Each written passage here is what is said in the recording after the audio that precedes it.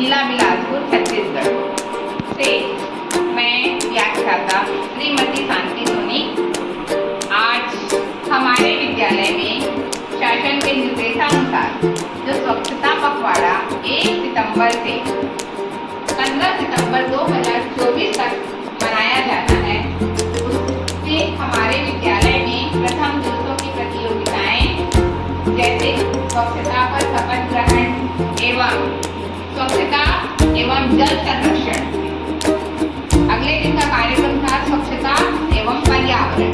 ये तीनों कार्यक्रम हमारे यहाँ आयोजित किए जा चुके हैं। इसी कड़ी में 8 दिनांक 4 सितंबर 2024 को स्वच्छता एवं हमारा वातावरण, इस पर स्वच्छता के विषय में कुमारी ममता ने जो भाषण दिए उसमें ये हम लोगों को मैसेज जाता है कि जल की स्वच्छता आप व्यक्तिगत रूप से भी बना सकते हैं। आप जल के जो मुख्य स्रोत हैं उसमें किसी भी प्रकार के प्लास्टिक या औद्योगिक परिक्षेत्र से निकला हुआ अवशिष्ट, जानवरों के मल या घर के शौचालय की पाइप, पीने योग्य पानी में कभी भी नहीं का निकासी होना चाहिए। गांव में वर्षा के पानियों की निकासी के लिए समुचित नाले की व्यवस्था होनी चाहिए और वह नाली जल स्रोत में कभी भी समाहित न हो।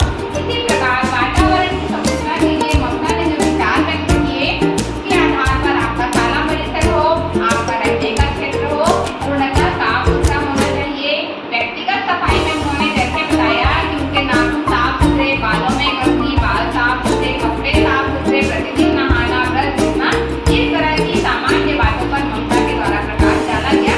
अगली प्रतिभागी कुमारी स्टेला बंजारे कक्षा 11वीं से आप सभी इनका तालियों से अभिनंदन।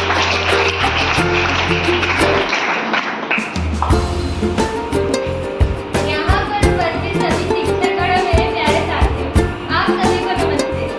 आज मैं यहाँ पर स्वच्छ भारत अभियान के ऊपर कुछ शब्द बोलना चाहती हूँ। स्वच्छ भारत अभियान अब किसी परिचय का मुहताज नहीं है। भारत का हर एक नागरिक, चाहे वो बच्चा हो, जवान हो, बूढ़ा हो, वे सभी स्वच्छ भारत अभियान के बारे में जानते हैं। स्वच्छ भारत अभियान का शुरुआत 2 अक्टूबर 2014 में मोदी जी के हाथों में हुआ था। साथ ही मोदी जी ने यह भी कहा था कि 2019 तक यह योजना सफल हो जानी चाहिए, जो कि 2019 में महात्मा गांधी का 150वां जन्म दिवस है।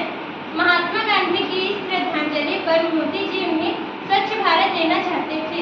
उस दौर पर महात्मा गांधी ने स्वच्छ भारत का स्वप्न देखा था।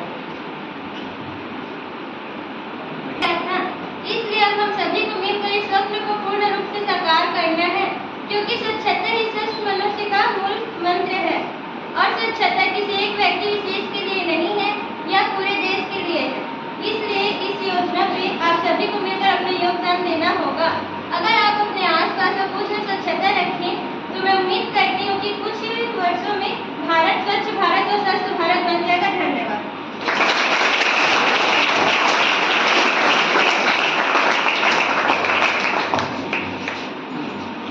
तो बहुत ही बेहतरीन प्रस्तुति थी कक्षा 11वीं की विद्यार्थी कुमारी स्टेला बंजारे के द्वारा, जिन्होंने स्वच्छता अभियान की शुरुआत कब हुई, कैसे हुई, उसका लक्ष्य क्या था। उन्होंने बहुत अच्छी तरीके से विद्यार्थियों को समझाने का प्रयास किया कि माननीय हमारे प्रधानमंत्री आदरणीय नरेंद्र मोदी जी ने महात्मा गांधी की 150वीं जयंती पर उनको यह स्वच्छता अभियान कि हमारा पूरा भारत स्वस्थ हो, स्वच्छ हो, रोग मुक्त हो, प्रत्येक गांव में शौचालय हो, कोई भी बाहर जाने को मजबूर ना हो, यह सब उनकी श्रद्धांजलि स्वरूप देना चाहते थे।